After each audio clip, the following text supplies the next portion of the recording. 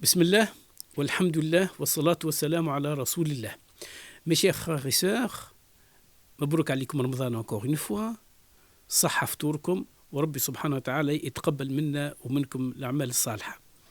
J'ai envie d'aborder ce soir avec vous un sujet qui me semble un sujet central dans la spiritualité musulmane, et notamment pendant ce mois béni du Ramadan. Il s'agit de l'istighfar. Quelqu'un est venu à Hassan al-Basri pour lui demander de lui faire une invocation, un dua, afin qu'Allah lui accorde une descendance, c'est-à-dire que Rabbi ya'ti l'awlad. Il répond « Astaghfirullah » demande pardon à Allah. Et une deuxième personne vient lui demander la même chose, mais pour la question de la rareté des pluies, parce qu'il fait sec. Et le Hassan al-Basri de lui dire la même chose, astaghfirullah, demande pardon à Allah. Et une troisième personne vient le voir pour que Allah lui donne un peu plus de largesse, de bien, etc. Et Hassan al-Basri de lui répondre aussi, astaghfirullah, c'est-à-dire demande le pardon d'Allah Azza wa Jalla. Il y a un de ses disciples qui était assis à côté, de lui dire, oh imam, c'est bizarre, mais à tout le monde tu as donné la même recette.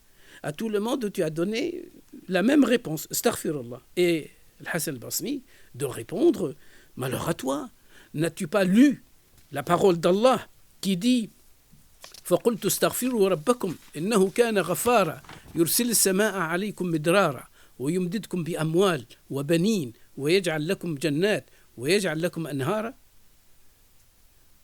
J'ai dit, implorez le pardon de votre Seigneur, car il est grand pardonneur, parce qu'il vous envoie du ciel des pluies abondantes, et qu'il vous accorde beaucoup de biens et d'enfants, et vous donne des jardins et vous donne des rivières. Donc que ce soit du côté des pluies, que ce soit du côté des enfants, que ce soit des largesses, que ce soit des champs, que ce soit des biens, l'istighfar, il ouvre les largesses d'Allah subhanahu wa ta'ala, et il ouvre, si je puis dire, les trésors d'Allah azza wa jal. Donc l'istighfar, il ouvre aussi bien ses largesses, mais il ouvre aussi le pardon d'Allah et il vous approche dans la proximité d'Allah subhanahu wa ta'ala.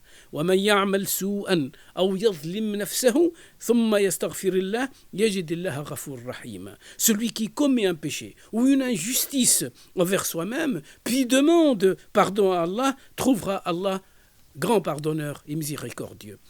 ولو أنهم إذ ظلموا أنفسهم جاءوك فاستغفروا الله واستغفر لهم الرسول لوجدوا الله توابا رحيما. Voyez, istighfarak ou istighfar al-Rasoul, ma بعضهم sont conjugués pour avoir tawbatullah azza wa jal et rahmatullah. Et si, lorsqu'ils étaient injustes envers eux-mêmes, se seraient adressés à toi, il s'adresse à Mohammed, il se serait adressé à toi pour demander pardon à Allah et pour que tu implores Allah Azza wa Jal en leur faveur, ils auraient trouvé Allah repentissant et miséricordieux.